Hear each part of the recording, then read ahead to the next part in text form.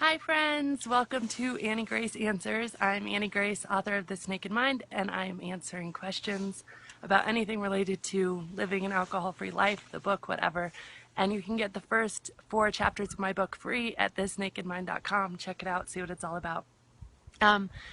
We got stuck in a snowstorm yesterday, got home today, so we're home, thank goodness. And yesterday I answered a question, how do you deal with stress without drinking? And it's a really good question because at the end of the day, obviously you want to crack one open, have a beer, and what do you do instead?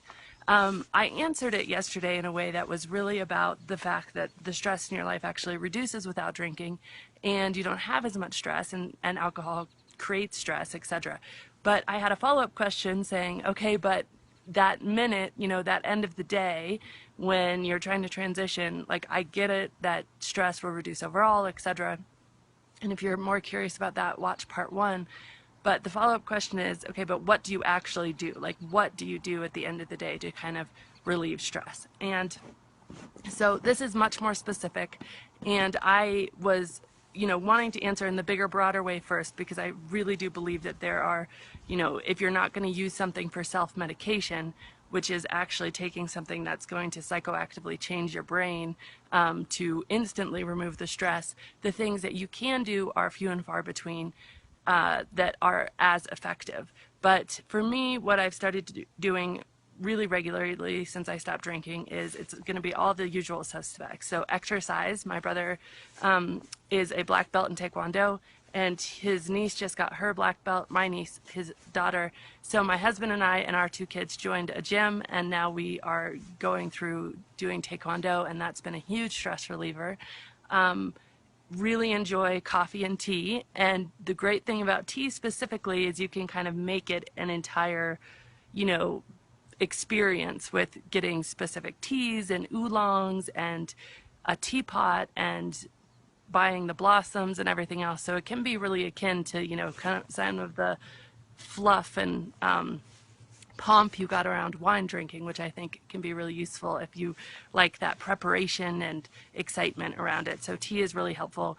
I love sitting in, I don't do baths, but this I'm sitting on is our hot tub, so I'm very lucky to have a hot tub, and that's really good.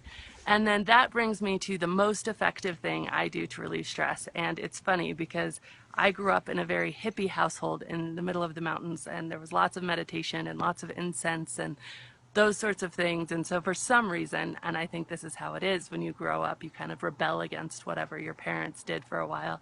And I just thought meditation was a bunch of hoopla.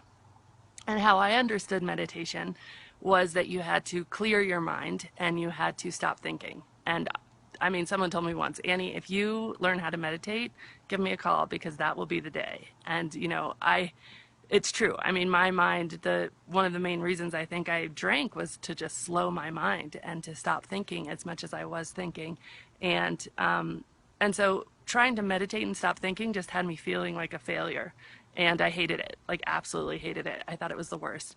And in fact, I don't even really like the word meditation because I think it's kind of loaded. But the one thing that I have figured that has really worked for me, and I have to give a shout out to Dan Harris, author of 10% Happier, is because he reframed meditation completely. So it wasn't about stopping your mind from thinking, it was about observing your thoughts. And I mean, this is going to sound like, oh, duh, to anybody who's practiced mindfulness.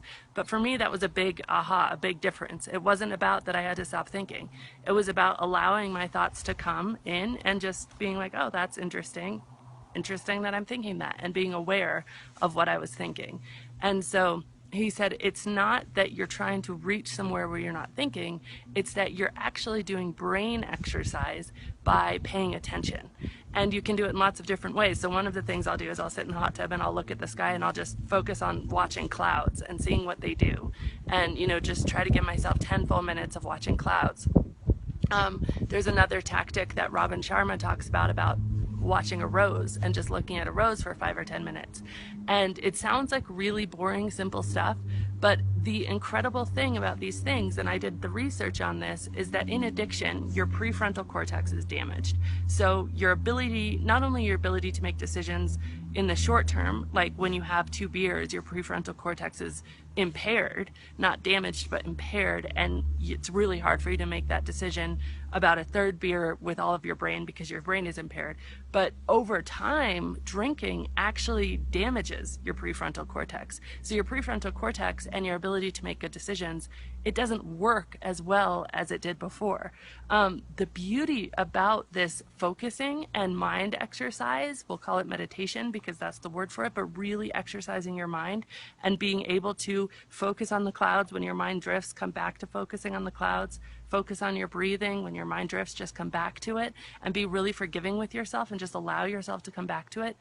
This actually, in MRI studies, builds your prefrontal cortex. So the exact part of your brain that you've damaged through drinking gets built back up through this mindfulness practice. And it can be literally, I started with 5 minutes a day. Now I do 10 minutes a day. It's nothing. I mean, it's really no time at all. It goes really fast. And when I don't do it, like I didn't do it the last few days because we were traveling and, all of us in a hotel room, just wasn't really time. I notice myself being more stressed when I don't do it. I did it this morning.